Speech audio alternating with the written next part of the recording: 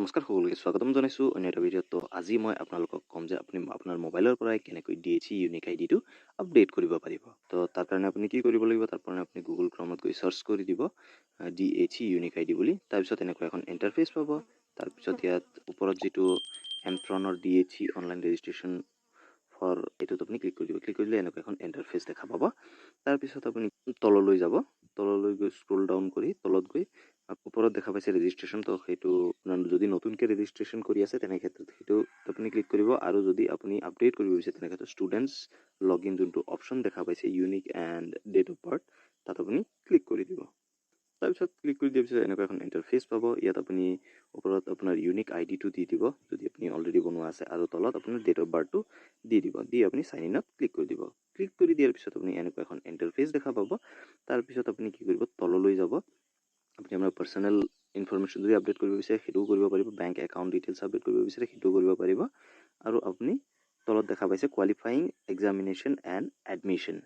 তো ইয়াতো চাওক, আপুনি তলত আপডেট বুলি এটা অপশ্যন আছে, তো ইয়াত আপুনি ক্লিক কৰি দিব। ক্লিক কৰাৰ পিছত এনেকুৱা এখন ইণ্টাৰফেচ পাব। আপুনি ওপৰত দেখা পাইছে চিকিং এডমিশ্যন ফৰ UG, তো তাত আপুনি সেইটো ঘৰত আপুনি ক্লিক কৰি দিব লাগিব।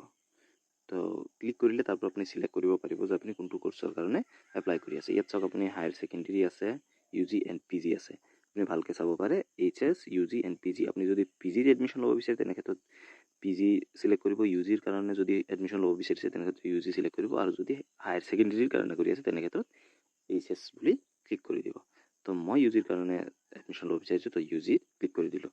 তাৰপিছত ইয়াত আপোনাৰ ছেমিষ্টাৰটো দিব, কোনটো ছেমিষ্টাৰত আপুনি এডমিশ্যন ল'ব বিচাৰিছে, first semester, third semester and fifth semester. তো আপুনি যোনটো ছেমিষ্টাৰত এডমিশ্যন ল'ব বিচাৰিছে সেইটো ছেমিষ্টাৰ আপুনি ইয়াত চিলেক্ট কৰি দিব লাগিব। তো আপুনি আপোনাৰ ইচ্ছা অনুযায়ী আপুনি চিলেক্ট কৰি ল'ব। তো তাৰপিছত আপুনি কি কৰিব, আপুনি লাষ্ট কোৱালিফাইং এক্সামিনেশ্যন, আপুনি যদি PG ফাৰ্ষ্ট ছেমিষ্টাৰত এডমিশ্যন ল'ব বিচাৰিছে তেন্তে আপোনাৰ লাষ্ট কোৱালিফাইং এক্সামিনেশ্যন ডেফিনেটলি আপোনাৰ UG হ'ব লাগিব। তাৰপিছত আপোনাৰ ৰেজিষ্ট্ৰেশ্যন নাম্বাৰটো থাকিব লাষ্ট কোৱালিফাইং এক্সামিনেশ্যনৰ। তো সেইটো দি দিয়াৰ পিছত আপুনি কি কৰিব, ছেভত ক্লিক কৰি দিব লাগিব। তো ছেভত ক্লিক কৰি দিয়াৰ পিছত এনেকুৱা এখন ইণ্টাৰফেচ আহিব। তাৰপিছত আপুনি কি কৰিব, ওপৰত আপুনি দেখা পাইছে একনলেজমেণ্ট বুলি, তো ইয়াত আপুনি ক্লিক কৰি দিব। ক্লিক কৰি দি আপুনি ডাউনলোড কৰি ল'ব আপোনাৰ ইউনিক আইডি যোনটো ৰিচিভ হয়। তো সেইটো আপুনি কলেজত জমা দি দিব আৰু আপোনাৰ এডমিশ্যনত হেল্প হৈ যাব। তো ভিডিঅ'টো যদি ভাল লাগিল লাইক এটা কৰি দিব, চেনেলত নতুন হ'লে ছাবস্ক্ৰাইব কৰি দিব, লগতে বেল আইকন দবাই দিব। ধন্যবাদ। জয় অসম।